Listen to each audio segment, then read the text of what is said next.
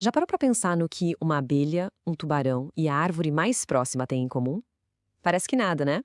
Pois é, mas existe uma teia invisível que conecta tudo isso.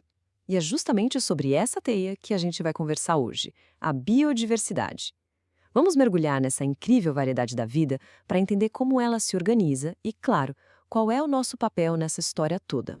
Olha, com milhões de espécies por aí, desde as menores bactérias até as gigantescas baleias, a primeira pergunta que vem é: por onde a gente começa a entender tudo isso? Como é que a ciência consegue colocar alguma ordem nesse aparente caos de vida?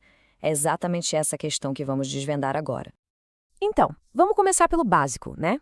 O que, afinal de contas, significa biodiversidade? A resposta é bem mais complexa e, olha, muito mais fascinante do que parece à primeira vista. Essa aqui é a definição oficial que foi estabelecida lá na Eco 92. E tem uma palavra-chave aqui, variabilidade. Isso quer dizer que biodiversidade não é só sair contando o número de espécies. É sobre entender toda a variedade que existe dentro de cada espécie e também nos ambientes que elas criam, os ecossistemas. Para simplificar, a gente pode quebrar essa ideia em três grandes níveis. Primeiro, a diversidade genética. Pensa na variedade dentro da mesma espécie. Por exemplo, todos os cães são da mesma espécie, mas a variedade de raças é imensa. Depois vem a diversidade de espécies, que é a mais óbvia, né? A diferença entre um cão e um gato, por exemplo. E, por fim, a diversidade de ecossistemas, que é quando a gente compara mundos inteiros, como uma floresta, um deserto e um oceano. Ok, o conceito está entendido, mas qual é a dimensão real disso tudo? Bom, prepare-se, porque os números são de cair o queixo. E quando o assunto é riqueza de vida, o ponto de partida tem que ser o Brasil. É isso mesmo. Nosso país é oficialmente o campeão mundial de biodiversidade. Nenhum outro lugar no planeta Terra tem uma variedade tão absurda de plantas e animais.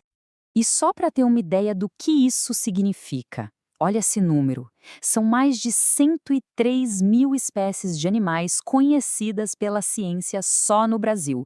E um detalhe importante, esse número não para de crescer, porque novas espécies são descobertas o tempo todo. É uma riqueza que a gente mal consegue calcular. Mas por que essa riqueza toda não é igual em todo lugar? A resposta está em coisas como o clima e os recursos disponíveis. É só comparar a floresta amazônica, com o clima perfeito, muita água, território gigante, com o deserto, onde a vida precisa ser muito resiliente para lutar contra a falta de chuva e as temperaturas extremas. Tá bom, já entendemos o que é o tamanho da coisa. Mas a pergunta que não quer calar é: e daí? Por que a biodiversidade é tão, mas tão importante assim? Vamos ver como isso afeta a nossa vida no dia a dia mesmo. A importância da biodiversidade vai muito, mas muito além da natureza em si. Ela tem um valor ecológico, claro, mas também genético, social, econômico, científico e até cultural. É algo que permeia tudo. Do ponto de vista ecológico, o mais importante é entender que a natureza funciona como uma teia muito delicada.